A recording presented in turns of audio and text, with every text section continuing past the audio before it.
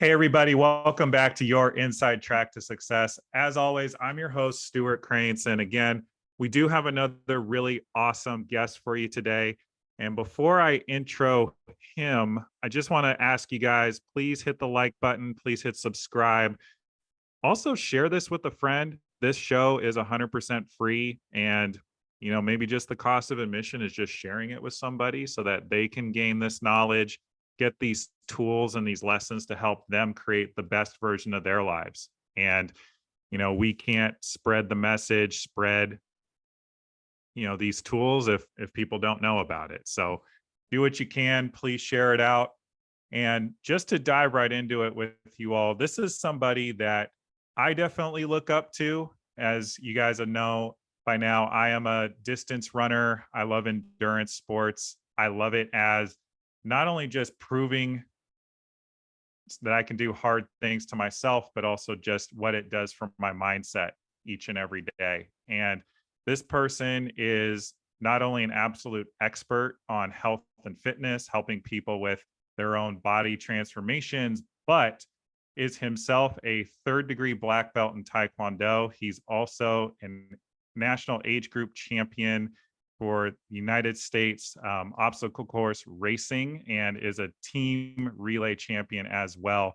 And quite frankly, just posts the most incredible stuff on Instagram all the time that blows me away that anybody can do it. And without further ado, I want to introduce Vinnie Dangerfield. Thanks for being on the show, man. Hey, Stu. Thanks so much, man. I appreciate that sharing and the acknowledgement.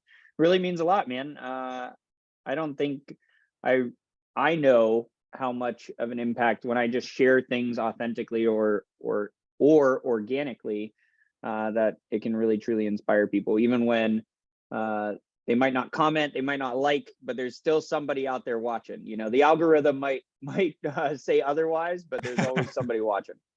Yeah, and that's actually why we do this show. Like, I choose to believe whoever's meant to hear this episode, this conversation is meant to hear it, and they'll gain the nuggets and the wisdom that they're supposed to. And I know that you are somebody that does coach people both on their physical health, on their strength, their conditioning, bodily transformation, but you also focus pretty heavily on the mindset too that goes into it. And so I'd love it if you can maybe just kick this off by sharing with people how you got into the work that you do, and we'll go from there.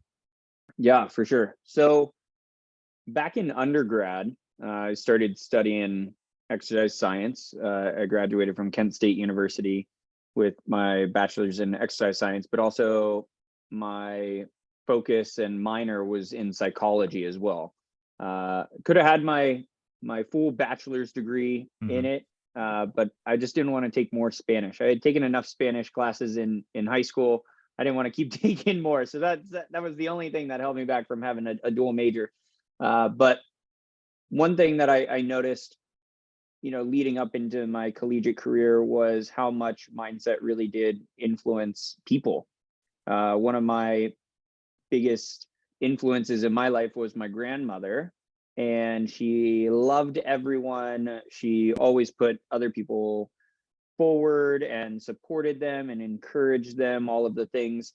And she unfortunately didn't really know how valuable she was to those people. She made them feel valuable. She helped them recognize how incredible they were, myself included, but she didn't really understand how important she was. And because she didn't mentally and consciously know, she didn't prioritize her health. And that really affected me. And so even in undergrad, I told one of my professors, I was like, I actually want to have a psych minor. And she's like, oh my God, that's brilliant. Most nowadays it's kind of common to hear fitness and mindset coaching, Sure. but that wasn't common 10, 12, 15, 20 years ago or anything like that, but growing up in martial arts, discipline was always the main priority. You can't master your body without mastering your mind. And so I just kind of kept taking that on into everything else that I was doing or that I would do. And then finally, when I was, fairly green in my coaching career, I took it upon myself to start having one-on-one conversations more with my clients as opposed to just training sessions, right? They would come in for, Mhm. 30 minutes, an hour, whatever it may have been at that time, and then they would leave. And then they would come back and there would be no progress. They would still Mhm. be eating the same thing. They would tell me how stressed they were.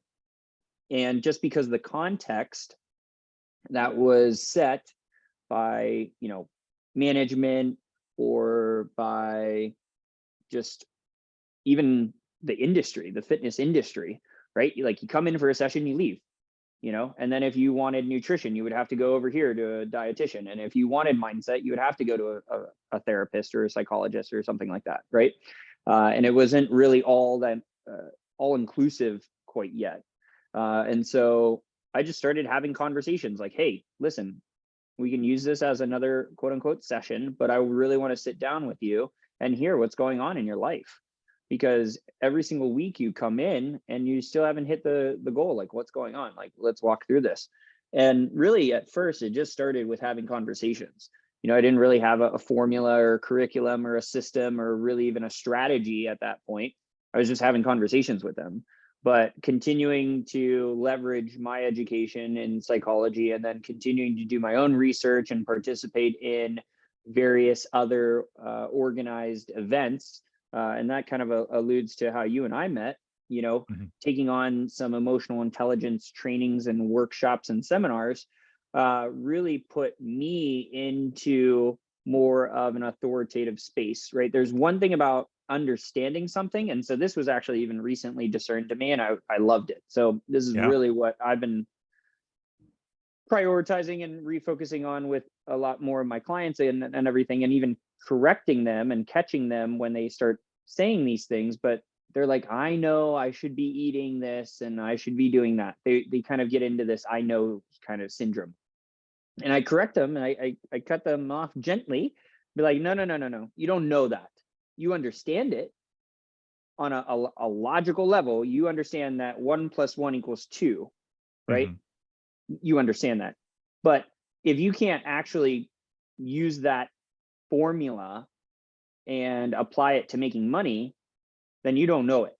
Same thing. Yes, of course, you understand that you should be eating healthy. Yes, of course, you understand that you need to be getting, 8,000 plus steps a day, but you don't know it, because if you actually knew it, you would choose it. Mm. And so that was really getting them into a place of recognizing, okay, cool, I understand what's not working in my life. I can comprehend it on a conscious level, but I don't really know it quite yet. And so that's what I've been doing now, more so the past 6, really 7 years, of really supporting people is shifting their mindset, shifting their interpretations, shifting their perspectives on not just how they look at their health, but really how they also look at life. Yeah. Yeah, and thank you for sharing all that. That's a really amazing jumping off point for this conversation. For me personally, I'm 33 years old. I'm actually in the best shape of my life since high school varsity basketball. And my 20s were absolutely fraught with pain, sickness, injury, all these things.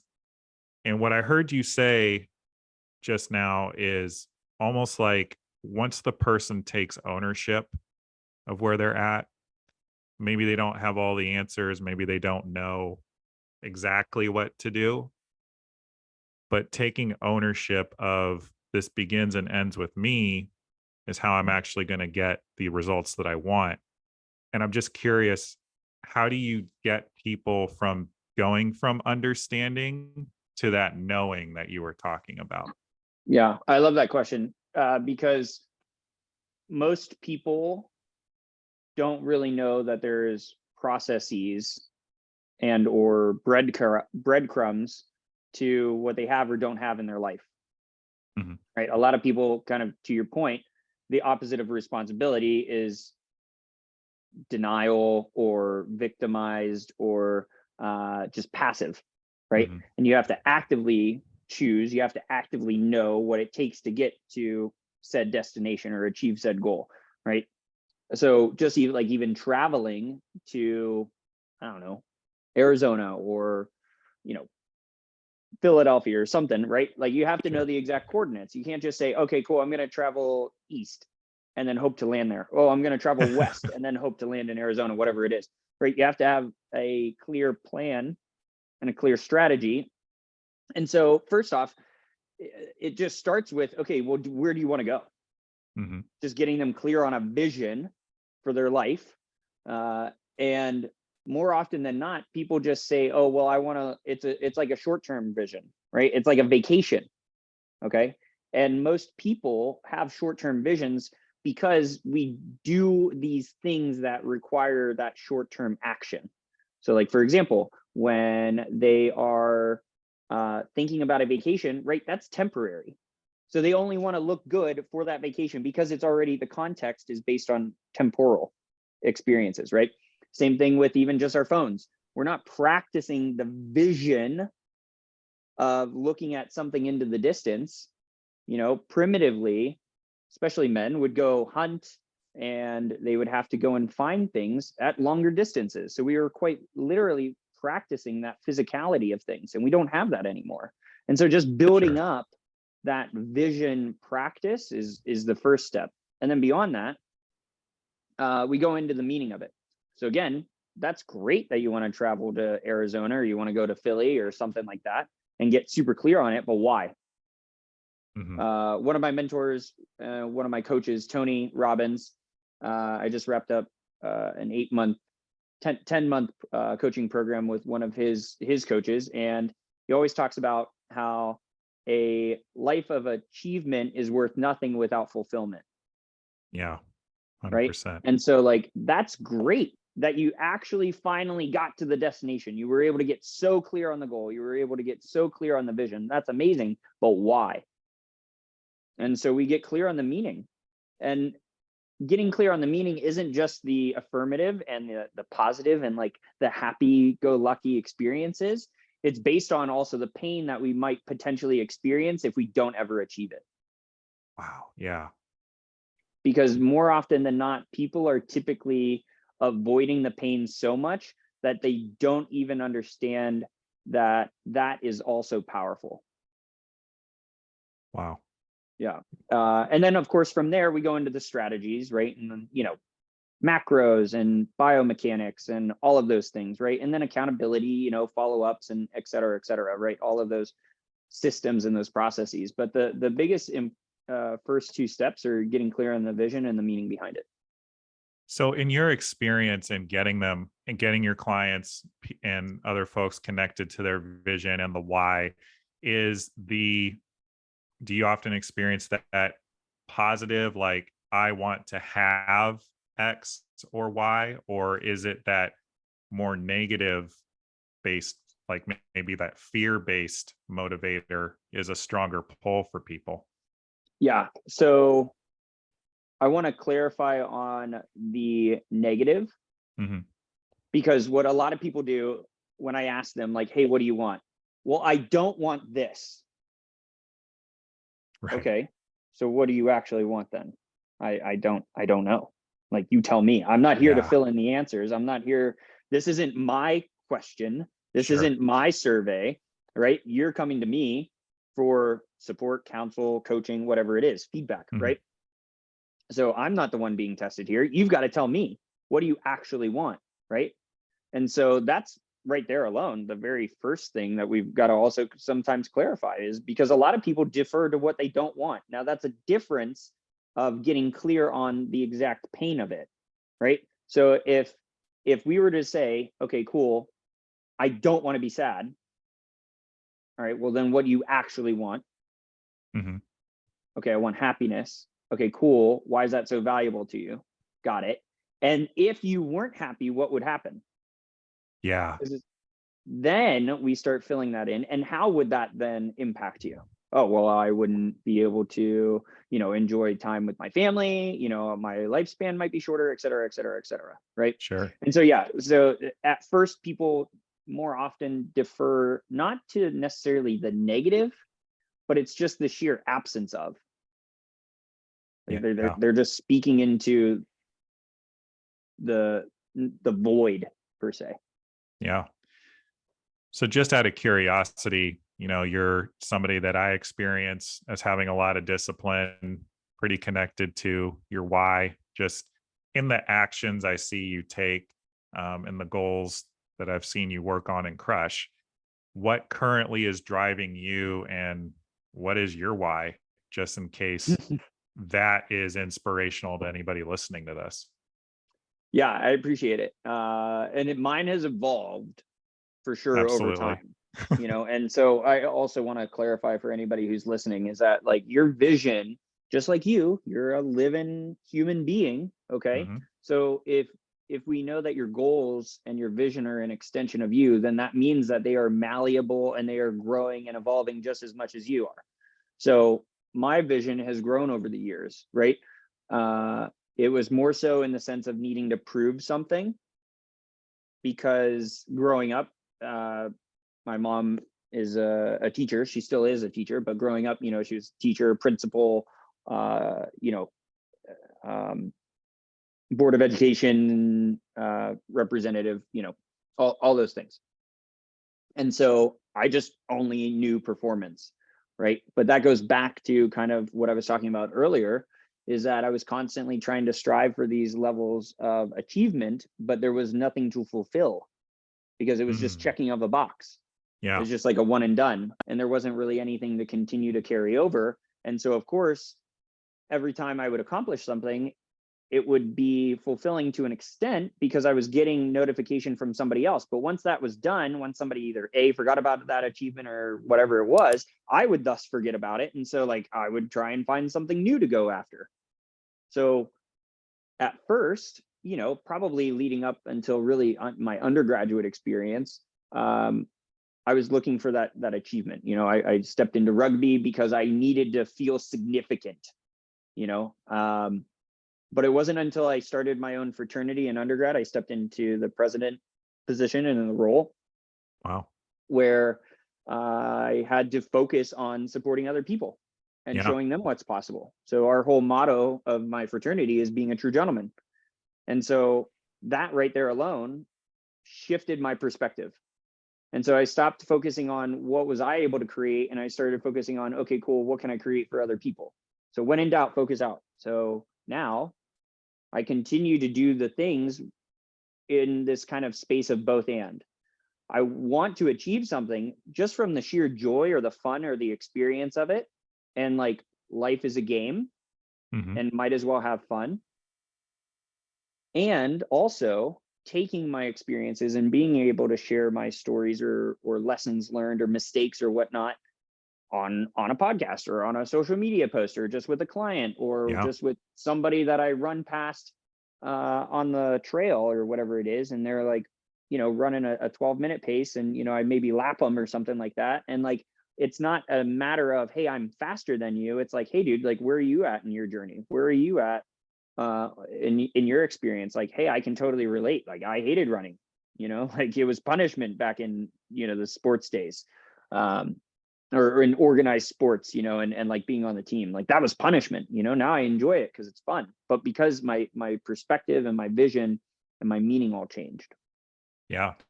Yeah. And I'm hearing you talk a lot about service, focusing out, pouring into other people. But I really love that you shared about starting the fraternity. And I'm really interested just in the question of community, Mm, like whether you are on a weight loss journey or signing up to run your first marathon. I have found in my personal journey that over and over again, community, surrounding yourself with people that are like minded and they're going to challenge and push you is beneficial. Like, I actually don't think I'd be here without it.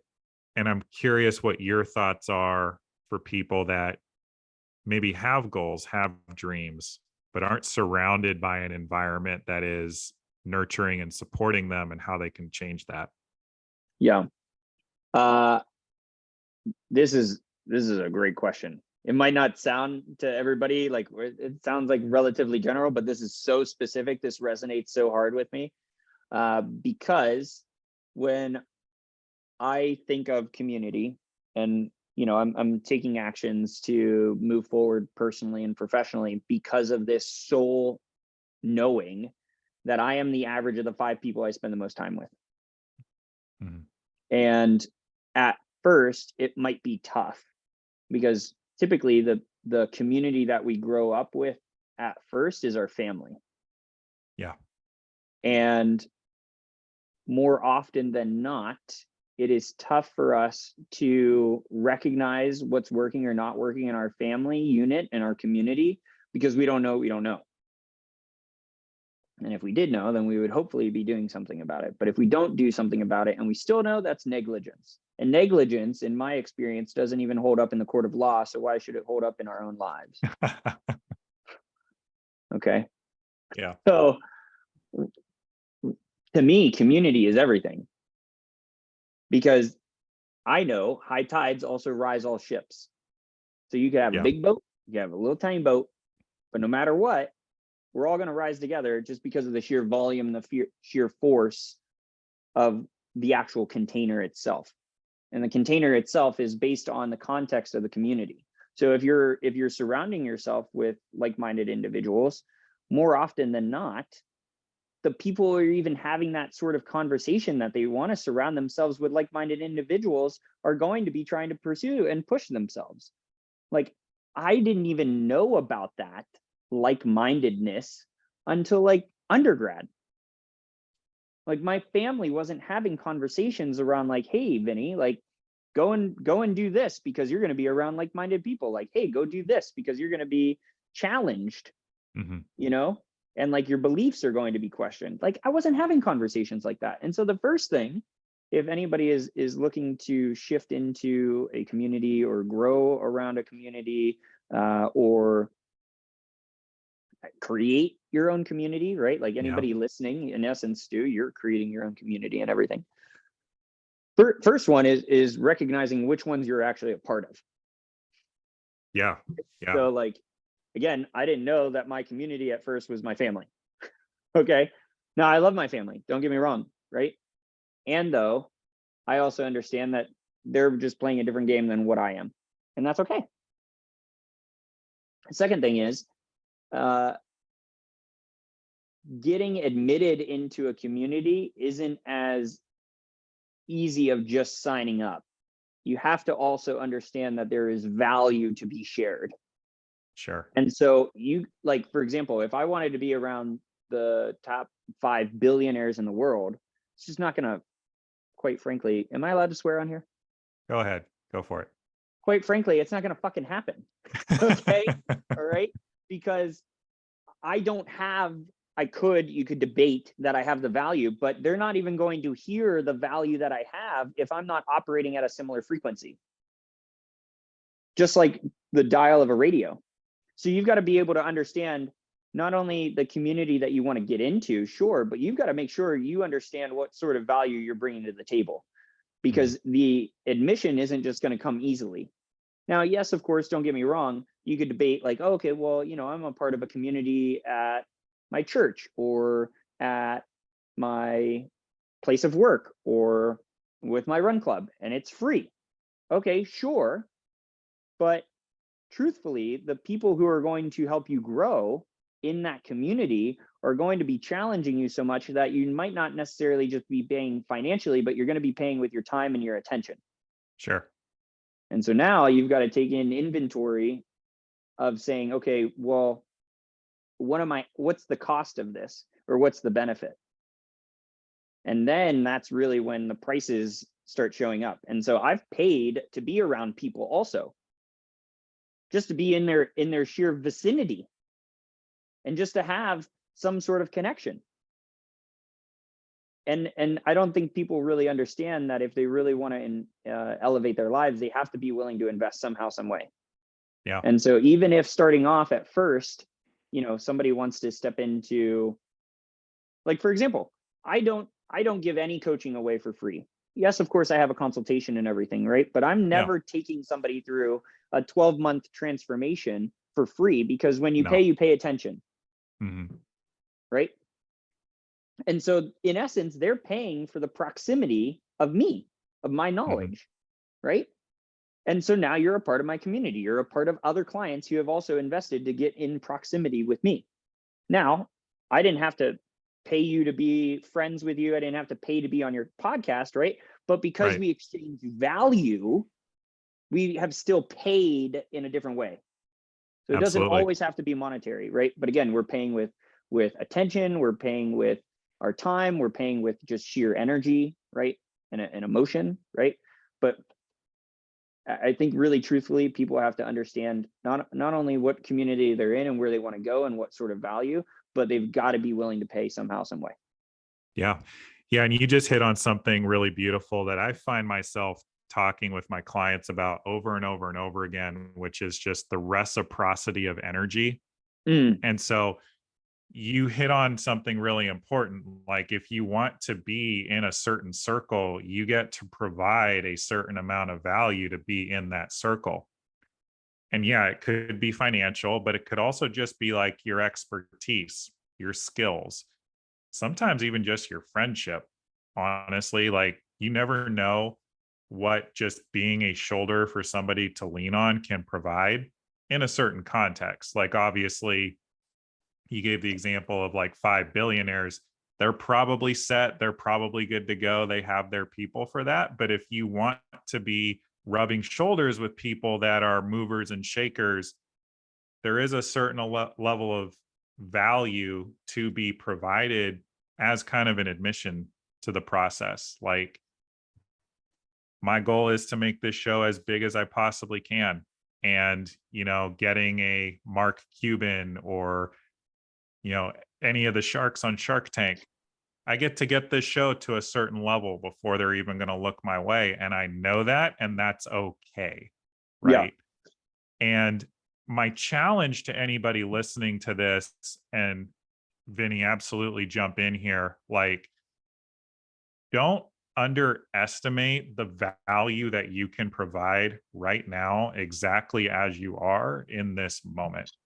Because, yes, we all have things to aspire to, but we also have natural gifts and talents that are beneficial and can be shared either for financial compensation or even just to grow the relationships that we have. And I guess I'm just curious what your thoughts on that, on people harnessing their own talents and gifts and creating from there.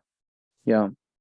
Uh, that's wonderful to hear because with that being said, and I'll answer it in the context of exercise. Sure. Uh, first off, a lot of people don't provide value because they don't understand how valuable and worthy they are. Facts. Right. And so, of course, I've got my little hand gesture because I like talking with my hands. I guess we're going to leave the thumb up for right now. Maybe it's gone. Okay. Uh, We can edit that out. It's all good. it's fair. Leave it in. It's comical.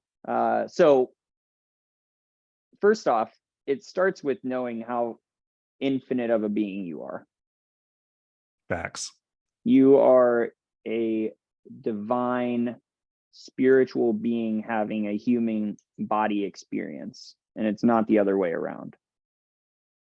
Right. And so if you understand how infinite and vast the universe is and who created that, then you yourself have inherent value. Mhm. But again, if going back, if you don't know, you don't know, then if you could know, what would it take to figure that out? So Mhm. maybe there's a lot of self-discovery, Yeah. and it's the baby steps like that. So relating it to fitness, some people are like, well, Vinny, I can't afford to step into that coaching program with you, et cetera, but I really want this. And I've seen online, I need to be doing this and doing that and whatever. And I go, yes, I hear you. I love that. Of course. Tell me how many steps a day you get. And they're like, I don't know. I go, okay, well, cool. Do you know what a pedometer is? And they're like, yeah. I was like, all right, cool. Go grab one. Go get one. Mhm. They're like $20 or less online. All right, go to Amazon. I don't care. Or again, because some people hear that and they're like, well, I can't afford a Garmin, or I can't afford an Apple Watch, or whatever it is. Okay, cool. Break it down. Get back to what are the core values? What are the core things that you can offer or that you have access to?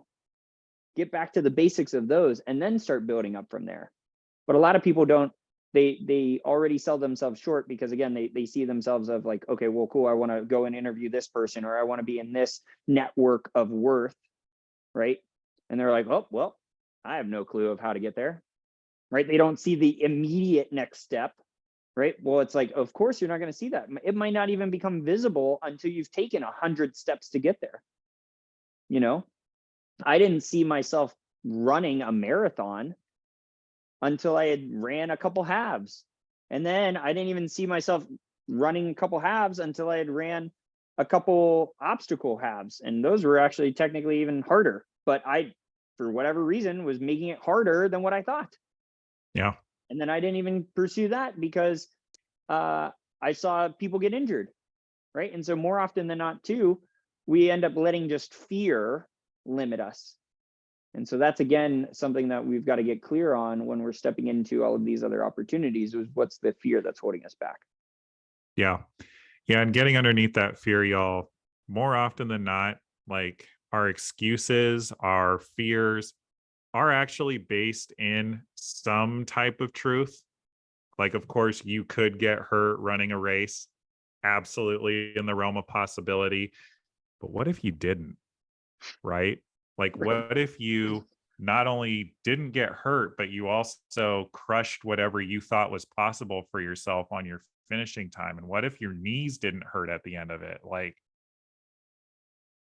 failing to see what we can possibly gain by just taking the next step and committing and doing the work. And in the case of endurance sports, training and just showing up and putting in that equity with ourselves every day,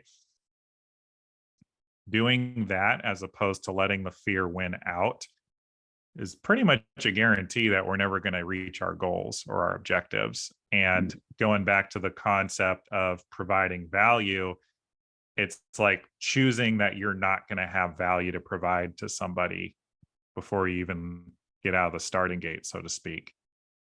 And so for someone like you, Vinny, I know that you have done a lot of races, a lot of obstacle course races as well.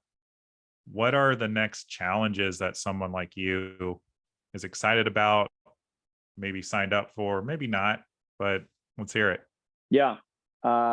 So recognizing that, because I love the law of reciprocity, right? For every action, there's an equal or an opposite reaction. So I have to leverage my fear, and I have to leverage my courage and my excitement and passion and enthusiasm for it. I have to get super, super clear on both of them and not shy away from one or the other, you know?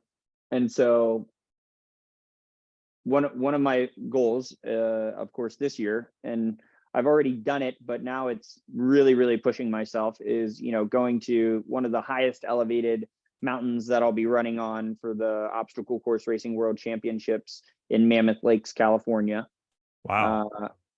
And, 32, and, you would think that the younger age groups are more challenging because they're younger, right? But if anything, it keeps going. Like the guys who are in these age groups just keep getting faster and faster. Like, it's crazy. So, I've got to be willing to risk a little bit of fatigue, a little bit of pain. I've got to be willing to risk that, and so that's one big thing. I definitely want to do some more marathons, of course. I have a good friend and colleague who keeps trying to get me to do a 100-miler with him. And I'm like, dude, let me just get to 50 then, like, so I think there's going to be that natural trajectory there. I've coached clients into triathlons, but I haven't done a full like Ironman, just because it hasn't been on my radar. And so a lot of people think too of like, well, Vinny, how could you coach somebody into an experience that you haven't had?